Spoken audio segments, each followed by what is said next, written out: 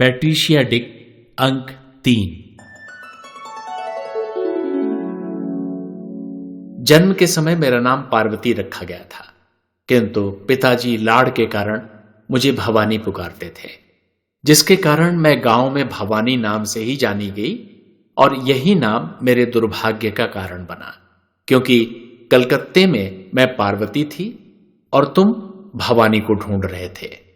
पिताजी के अथक परिश्रम और शिक्षण की अनोखी सूझबूझ के कारण माणिकचंद कॉलेज का रसातल को जाता स्तर धीरे धीरे ऊपर उठने लगा, जिसके प्रभाव के कारण पिताजी कॉलेज के विद्यार्थियों एवं शिक्षकों में अत्यंत लोकप्रिय हो गए।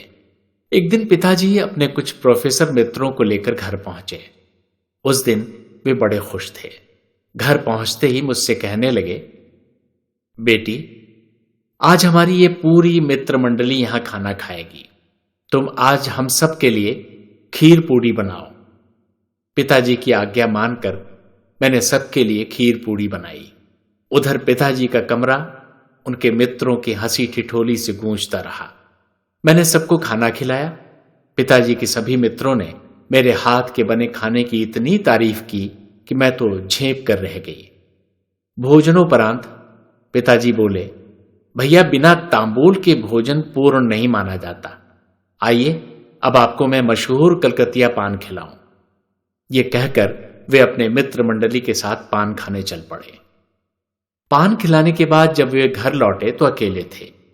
प्रेम पूर्वक मेरे सर पर हाथ फेरते हुए बोले, बेटी, आज तेरी खीर पूड़ी ने मुझे तेरी मां की याद दिला दी।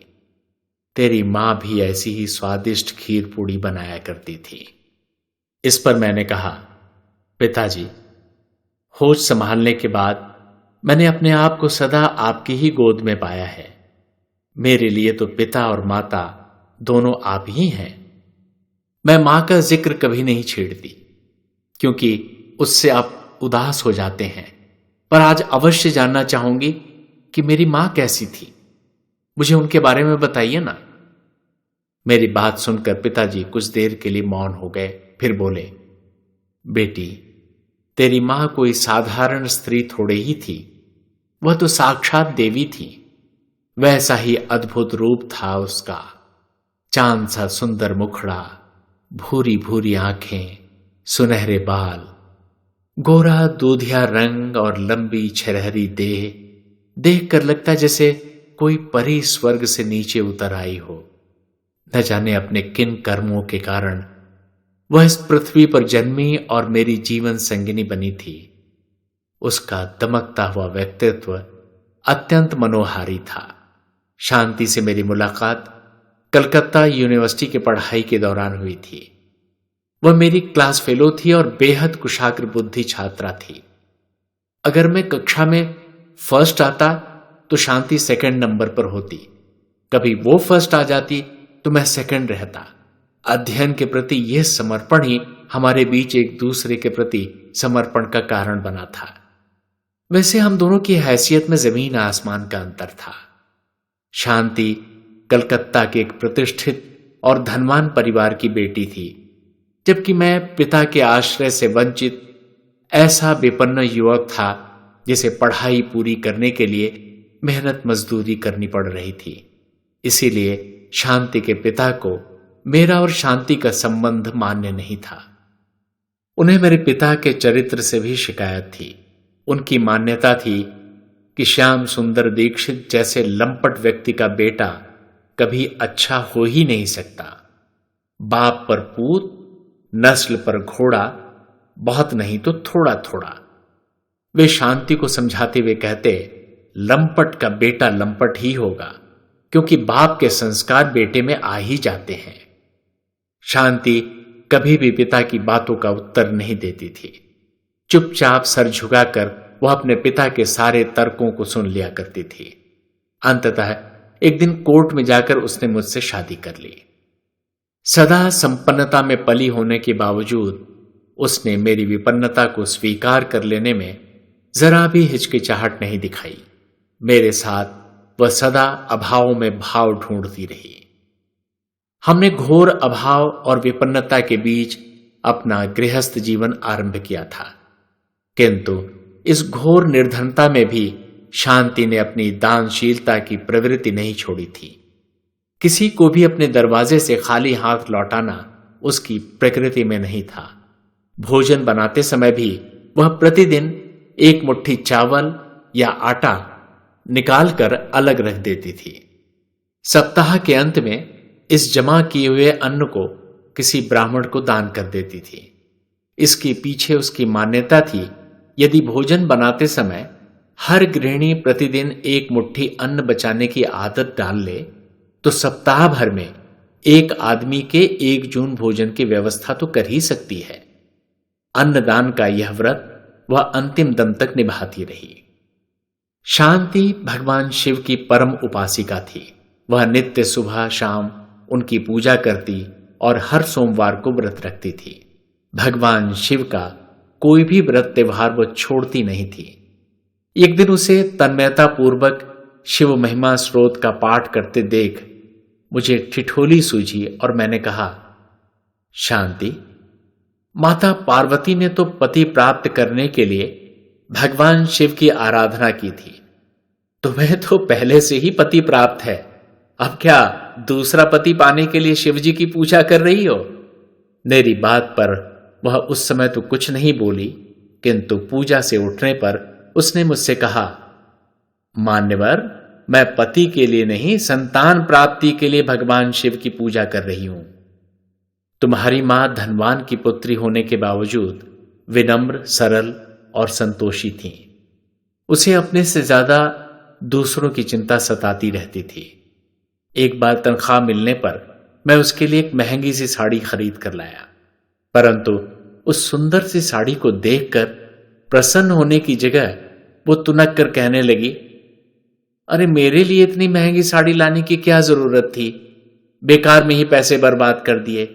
सर्दियां शुरू होने वाली है, अपने लिए गर्म कोट ही सिलवा लिया होता। कोट में तुम ज्यादा स्मार्ट लगते हो। मुझे अच्छा खाना खिलाना और अच्छे कपड़े पहनाना ही उसका सबसे बड़ा सुख था।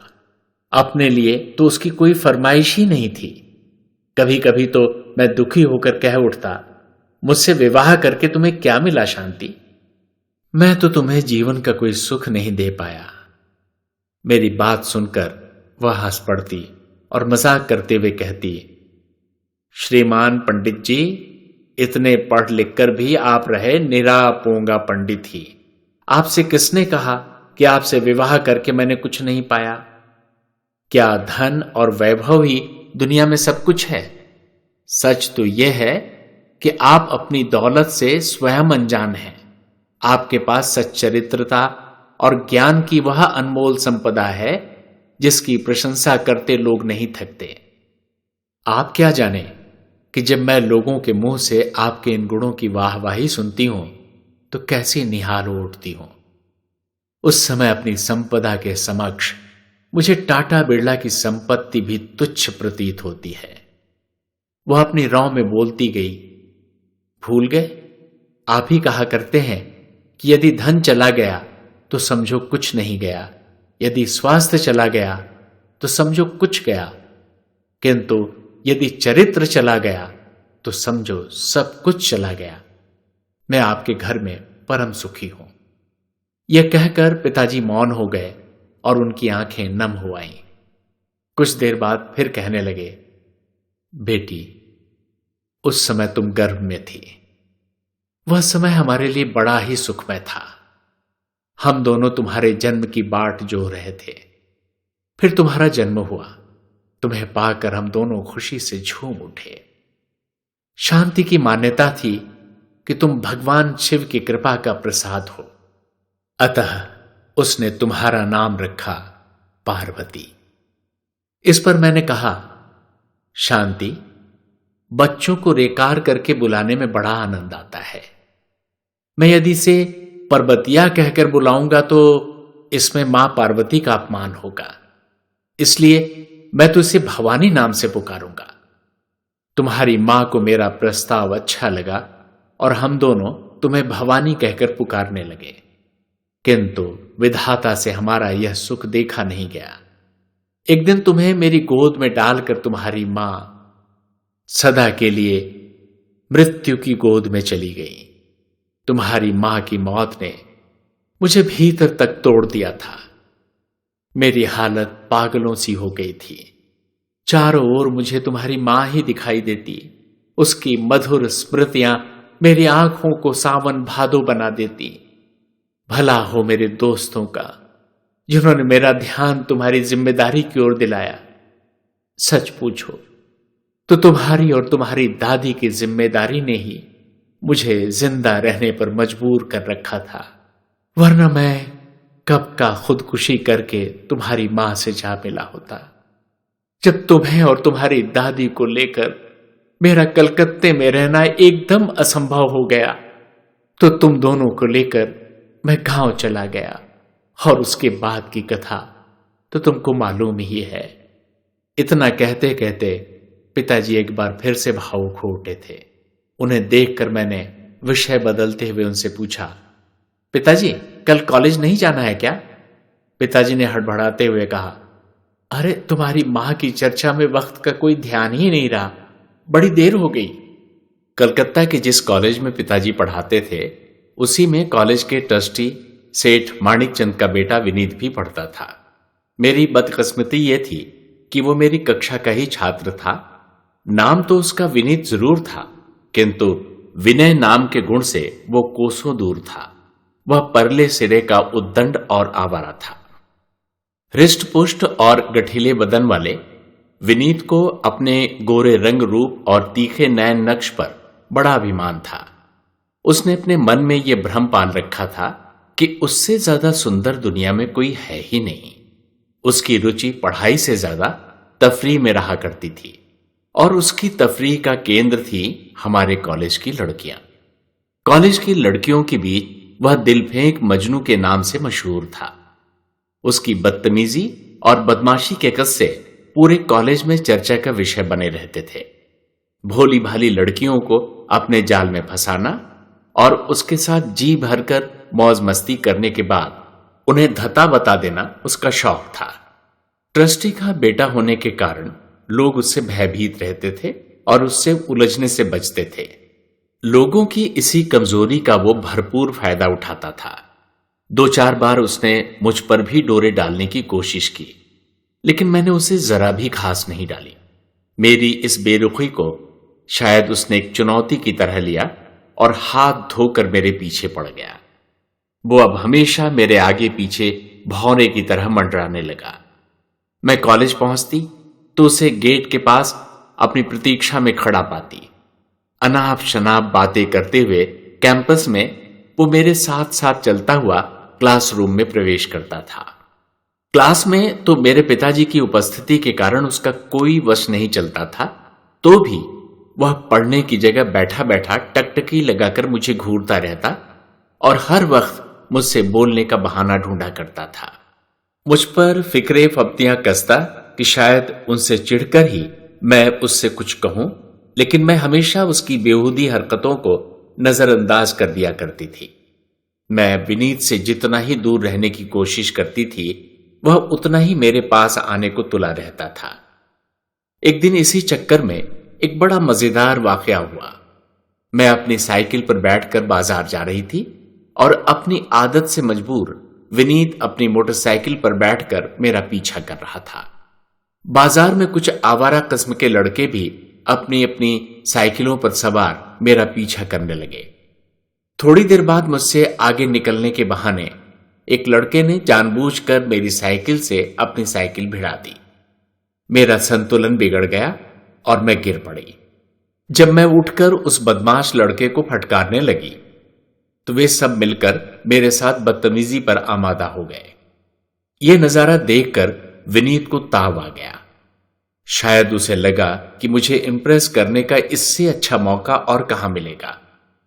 उसने आव देखा न ताव अपनी मोटरसाइकिल से उतरकर सीधा उन गुंडों से जा भिड़ा। विनीत अकेला था और गुंडे थे 4-5। वो भला उनको क्या पीट पाता, उल्टे उन गुंडों ने ही उसकी धुनाई शुरू कर दी। इस हंगामे से बाजार में अफरा तफरी मच गई। शायद किसी ने फ्लाइंग स्क्वाड को फोन कर दिया और पुलिस के सायरन की आवाज सुनाई देने लगी। सायरन की आवाज सुनते ही गुंडे सिर पर पैर रखकर भागे। उनके दुम दबाकर भाग जाने के बाद विनीत भी अपने कपड़े झाड़कर सड़क से उठ खड़ा हुआ और अपनी मोटरसाइकिल पर बैठकर वहां से चला गया। उसकी दशा देखकर मैंने किसी तरह अपनी हंसी पर काबू पाया और साइकिल उठाकर अपनी राह पकड़ी। अगले दिन जब मैं कॉलेज पहुंची तो विनीत को अपने दोस्तों से घिरा अपनी मर्दानगी की कहानी सुनाते पाया। वह अपनी पिटाई को छुपाते हुए खूब नमक मिर्च लगाकर उन लोगों को बता रहा था कि उसने पार्वती को बचाने के लिए किस तरह उछल उछल कर लातों घूसों से उन चारों गुंडों की धुनाई की और वे सब दुम दबाकर भाग निकले।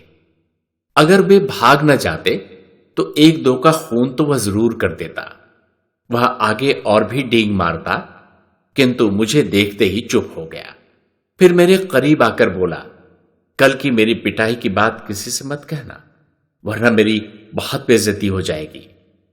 मैंने उसे बताना चाहा कि मेरे आगे पीछे मंडराना छोड़कर पढ़ाई में मन लगाओ और अच्छे विद्यार्थी बनो, लेकिन उस लंपट पर मेरे सुझाव का कोई असर पड़ने वाला तो था नहीं। इसलिए मैं बिना कुछ बोले क्लास में चली गई।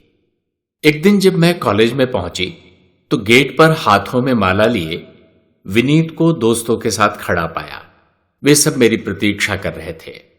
पता ये चला कि चूंकि इस वर्ष मैंने कॉलेज की परीक्षा में सर्वप्रथम स्थान प्राप्त किया है, इसलिए विनीत और उसकी मित्र मंडली फूल माला पहनाकर मेरा अभिनंदन करना चाहती है। मैं समझ गई कि यह विनीत की नई चाल है।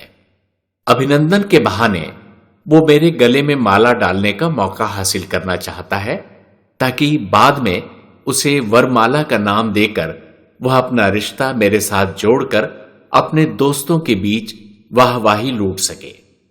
अभिनंदन के नाम पर मुझे पहनाई जाने वाली फूलमाला अस्वीकार कर मैं अशिष्टता का परिचय भी नहीं देना चाहती थी। मैं इस पेशोपेश में थी कि विनीत के षड्यंत्र को कैसे असफल करूं। मैंने देखा विनीत की टोली में कुछ लड़कियां भी शामिल हैं। उनमें सुषमा का शामिल होना लाजमी था। सुषमा वो लड़की थी जो विनीत पर दिलो जान से कुर्बान थी, पर विनीत अपना मतलब निकाल लेने के बाद उसे बिल्कुल भाव नहीं देता था। उसे देखते ही मेरे दिमाग में एक विचार आया।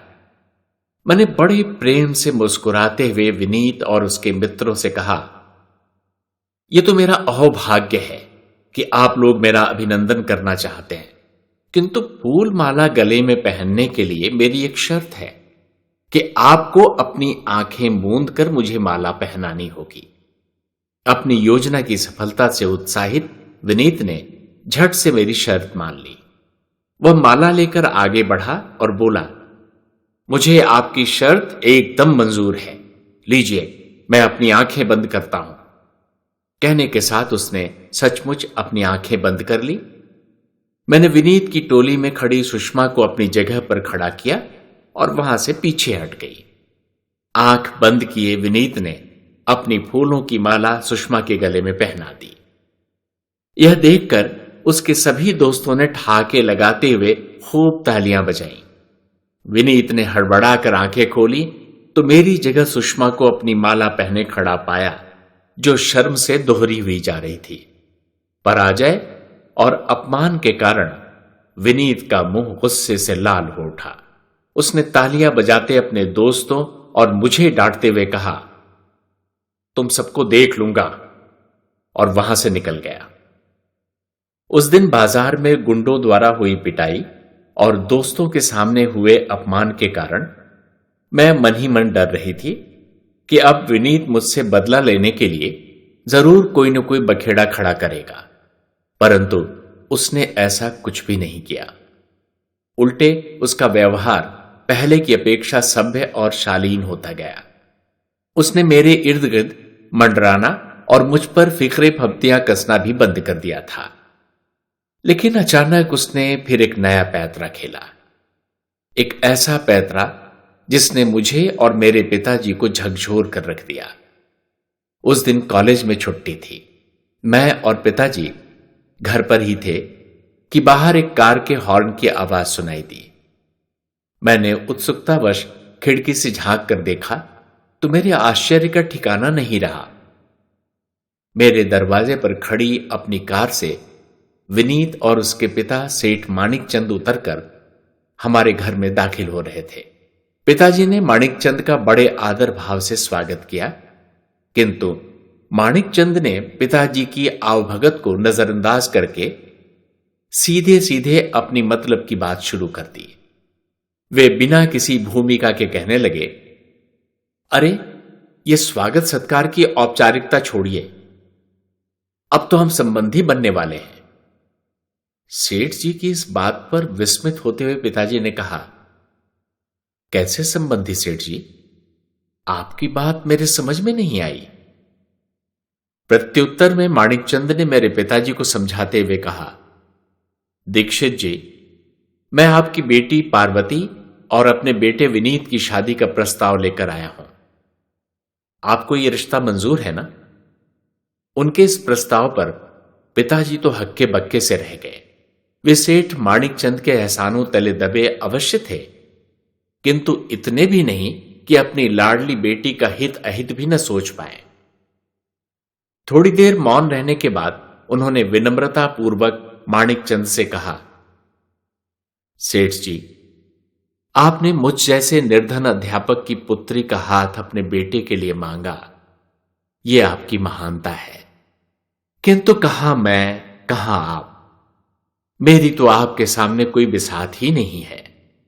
आपकी प्रतिष्ठा के अनुकूल दान दहेज तो दरकिनार, मेरे पास तो आपके बेटे की बारात की आवभगत करने लायक सामर्थ्य भी नहीं है। यह रिश्ता एकदम बेमेल है और मखमल में टाट का पैबंद लगाने जैसी बात है। इस पर माणिकचंद ने बड़ी उदारता दिखाते हुए कहा, अजय कहां का टाट कहां का मखमल, अब जब हम संबंधी ही बनने वाले हैं तो आपकी इज्जत भी तो हमारी ही इज्जत है ना। आप अपनी सारी चिंताएं मुझ पर छोड़ दीजिए, शादी का सारा खर्च मैं उठाऊंगा। आपको तो बस एक जोड़ा कपड़ों में ही कन्यादान करना है।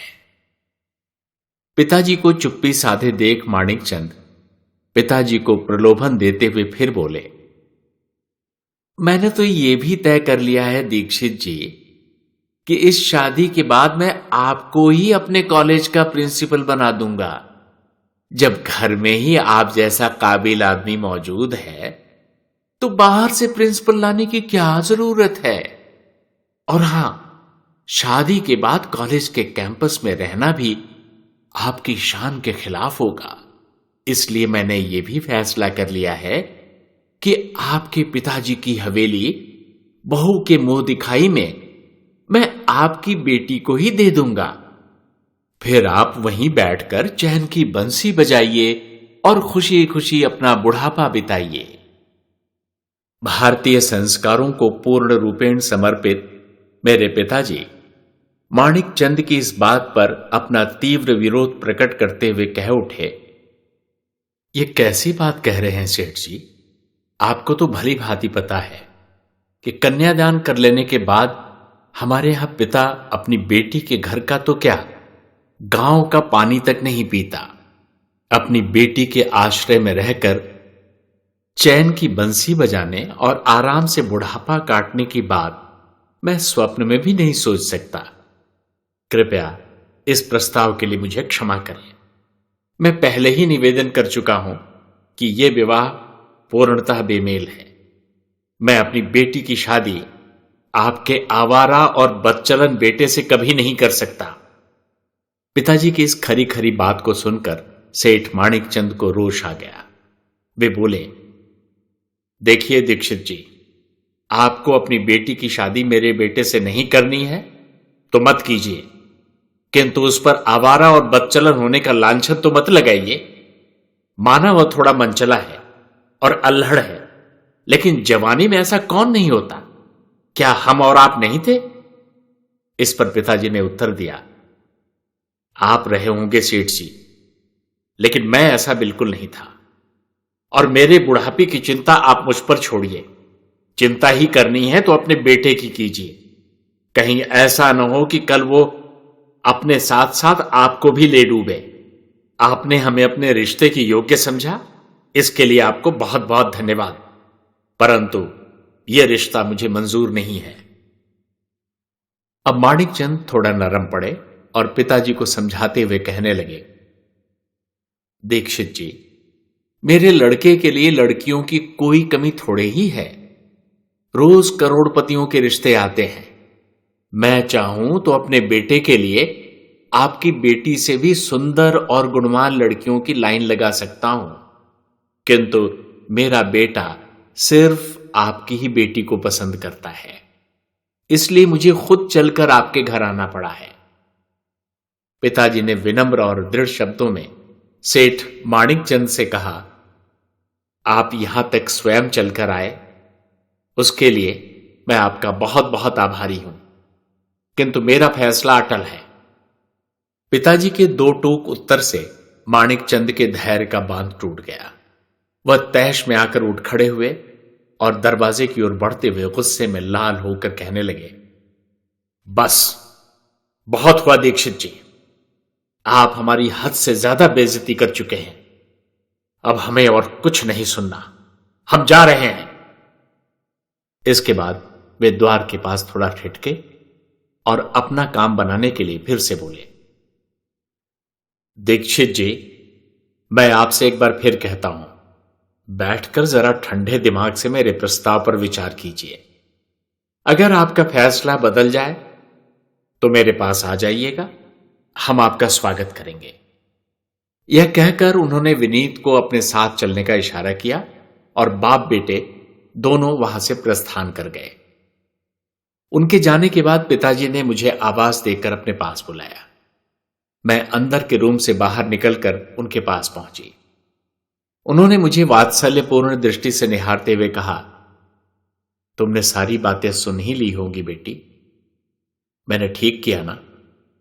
जवाब में मैंने कुछ कहने की जगह भाव विभोर होकर उनकी गोद में मुंह छुपा लिया। इस घटना के कुछ दिनों बाद एक दिन कॉलेज जाते समय विनीत मुझे रास्ते में रोककर धमकाते हुए कहने लगा, क्या समझता है तेरा बाप अपने आप को? बड़ी हैकड़ी दिखा रहा था उस दिन। वो मुझे जानता नहीं है कि मैं क्या कर सकता हूं। तुझे तेरे घर से उठवा सकता हूं, तेजाब फेंक कर तेरे सुंदर चेहरे को बदसूरत बना सकता हूं। मैंने भी निडर भाव से ईंट का जवाब पत्थर से देते हुए कहा, अरे मुझे उठवाना तो दूर, जरा हाथ तो लगा के दिखा। इतनी चप्पल मारूंगी कि तेरी नानी याद आ जाएगी। आज तक मैंने तेरी बहुत सी बदतमीजियां बर्दाश्त कर ली। अब अगर तूने कोई भी बदतमीजी की तो वो सबक सिखाऊंगी कि तू जिंदगी भर याद रखेगा। मेरे ये तेवर देखकर एक क्षण को तो वह सहम सा गया, लेकिन दूसरे ही क्षण शेर बनते हुए बोला, मेरे पिताजी अभी तक तेरे बाप के जवाब का इंतजार कर रहे हैं, नहीं तो अभी इसी वक्त तुझे तेरी इस बदतमीजी का मजा चखा देता। इस पर मैंने गुस्से में कांपते हुए कहा, अरे जा जा, बड़ा आया गीदड़ भभकियां देने वाला। जो कुत्ते ज्यादा भौंकते हैं ना, वो काटते नहीं। मर्द है तो मुझे हाथ लगाकर दिखा। दिखाऊंगा, जरूर दिखाऊंगा, जरा पहले तेरे बाप का जवाब तो मिल जाए, उसने कहा और धमकी के स्वर में बोला, कह देना अपने बाप से सीधी तरह शादी के लिए हां कर दे, वरना वो तेरा सर्वनाश करा बैठेगा। सुनील, मैं जानती थी वो जो कह रहा था वही करके दिखा भी सकता था। वो पक्का बदमाश था। अपने बाप की बदौलत और अपने गुंडों के दम पर वो सब कुछ करने में समर्थ था। मैं बहुत डर गई थी, तो भी मैंने इस घटना की चर्चा अपने पिताजी से नहीं की और पूर्ववत कॉलेज जाती रही। अब आगे अगले अंक में